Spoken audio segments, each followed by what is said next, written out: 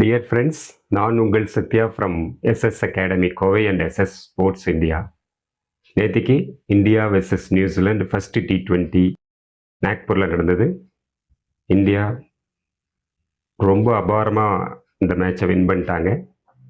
ஆமாம், இது captain சூரியகுமாரோட 100th match. அதுக்கு தகுந்த மாதிரியே வான வேடிக்கையை நம்ம அபிஷேக் சர்மா ஆரம்பிச்சிட்டாரு. ஆமாம், டாஸ் வின் பண்ணி நியூசிலாந்து பவுலிங் பண்ணுறோம் அப்படின்ட்டாங்க. ஸோ நம்ம சஞ்சு சாம்சன் அண்ட் அபிஷேக் சர்மா 2 பேரும் ஓப்பனிங் விளையாட ஆரம்பித்தாங்க. சஞ்சு சாம்சன் சீக்கிரமே அவுட் ஆகிட்டார். ஆனால் மறுபக்கத்தில் அபிஷேக் சர்மா பார்த்தீங்கன்னா அந்த அளவு ஒரு ஃபியர்லெஸ் கிரிக்கெட் அவர் பாட்டில் ஆடினார். 8 6 5 4, கிட்டத்தட்ட 35 பால்ஸில் பார்த்தீங்கன்னா ஒரு 84 ரன்ஸ். இந்த மாதிரி அபிஷேக் சர்மா ஒரு ஃபயர் ஸ்டார்ட் அது கொடுக்கும் பொழுது என்ன ஆகுது அப்படின்னா ரன் ரேட்டு நல்லா இன்க்ரீஸ் ஆகிடும். அப்போ பின்னாடி வர்ற பேட்ஸ்மேன்லாம் ரொம்ப கம்ஃபர்டபுளாக ஆட ஆரம்பிச்சிடுறாங்க. அதனால எப்போவுமே இந்த மாதிரி அபிஷேக் சர்மா ஆர் ஓப்பனர்ஸ் யார் ஒரு ஃபயர் ஸ்டார்ட் கொடுக்குறாங்களோ அப்போ ஆட்டோமேட்டிக்காக ஸ்கோர் 200+ ஆகிடும். அப்போ நம்ம அபிஷேக் சர்மா ஒரு 84 ரன்ஸில் அவுட் ஆகிறார். சரி, கொஞ்சம் கண்ட்ரோல் பண்ணலாம் அப்படின்னு நியூசிலாந்து பவுலர்ஸ்லாம் நினைக்கும் பொழுது பின்னாடி நம்ம ஹர்திக் பாண்டியா அவர் ஒரு குவிக் 25 ரன்ஸ் அடித்து அவுட் ஆகிறாரு. அப்பா இப்போவாது நிறுத்துவாங்களாப்பா அப்படின்னு பார்த்தா பின்னாடியே நம்ம ரிங்கு சிங் பார்த்தீங்கன்னா நல்ல அடி 44 ரன்ஸ். அதுவும் அந்த லாஸ்ட் ஓவருக்கு முன்னாடி பார்த்தீங்கன்னா ஹர்ஷ்தீப் சிங் ஒரு 3-4 பால்ஸை பீட்டன் ஆகிட்டே இருப்பார். அப்பா இந்த எண்டில் நம்ம ரிங்கு சிங் இருப்பார், அடிக்க விடுப்பா என்ன, நான் அடிக்கிறேன் அப்படின்னு. ஆனால் ஹர்ஷ்தீப்பால் அடிக்க முடியாது. கடைசியில் பார்த்தா 5th பாலில் சரி சிங்கிள் அடிப்பாருன்னு பார்த்தா ஹர்ஷ்தீப்பே ஒரு 4 அடிச்சிருவார். அப்புறம் லாஸ்ட் ஓவர் நம்ம ரிங்கு தான் நல்லா 6-4ன்னு. ஸோ 238 ரன்ஸ் இந்தியா ஸ்கோர் பண்ணுவாங்க 20 ஓவர்ஸில். சரி, இது டஃப் டாஸ்க் தான்.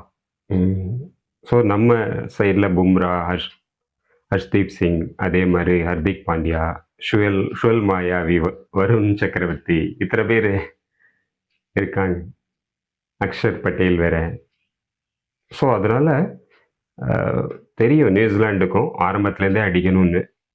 ஆனால் எதிர்பார்த்த கான்வேவும் ரச்சின் ரவீந்திராவும் ஆரம்பத்திலே அவுட் ஆகிடுறாங்க. சரி, அவ்வளோதான், ரொம்ப கம்மியான ரன்னில் சுருண்டுடுவாங்க நியூசிலாண்டு அப்படின்னு பார்த்தா நோ. ஸோ பிலிப்ஸ் வராரு. அவர் பார்த்தீங்கன்னா ஒரு குவிக்காக 78 ரன்ஸ். சரி, மேட்ச்சு நம்ம இந்தியா வின் பண்ணிடலான்னு ஒரு திங்கிங், அந்த கான்ஃபிடென்ட் இருந்தது. இருந்தாலும் அந்த பிலிப்ஸ் இருக்கிற வரைக்கும் பார்த்தீங்கன்னா அவர் பாட்டில் ஹிட் பண்ணிகிட்டே இருந்தார். வருண் சக்கரவர்த்தி எல்லாமே அடிச்சு நொறுக்கினார். அப்போது பிலிப்ஸ் போக ஆரம்பித்தோன்னா ஆட்டோமேட்டிக்காக ஒரு சைடு ரன் ரேட் இன்க்ரீஸ் ஆகிட்டே இருந்துச்சு. இந்த ரன் ரேட்டும் இன்க்ரீஸ் ஆகணுன்னே நம்ம வழக்கம் போல் நம்ம பவுலர்ஸ், ஃபீல்டர்ஸ் எல்லாம் கரெக்டாக அந்த கேச்சஸ்லாம் பிடிச்சோன்னே நேற்றுக்கு ட்ராப் பண்ணாங்க 1 or 2 catches. So Ishan Kishan ரொம்ப ஈஸியான கேட்சை ட்ராப் பண்ணார். யூஸ்வலாக அவர் விக்கெட் கீப்பிங்லேயே இருப்பார், ஒருவேளை அதனால இருக்கலாம். ஸோ இப்போ சஞ்சு சாம்சனில் விக்கெட் கீப் பண்ணுறாரு.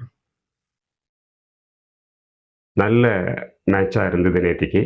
இதில் சில இம்பார்ட்டண்ட் நோட்லாம் என்ன அப்படின்னா 25 பால்ஸுக்கும் ஆர் லெஸ் தேன் 25 பால்ஸ் இதில் 50 நம்பர் ஆஃப் 50s பார்த்தீங்கன்னா T20 இன்டர்நேஷ்னல்ஸில் நம்ம அபிஷேக் சர்மா தான் ஹையஸ்டாக இது வரைக்கும் 8 50s ஸ்கோர் பண்ணியிருக்காரு.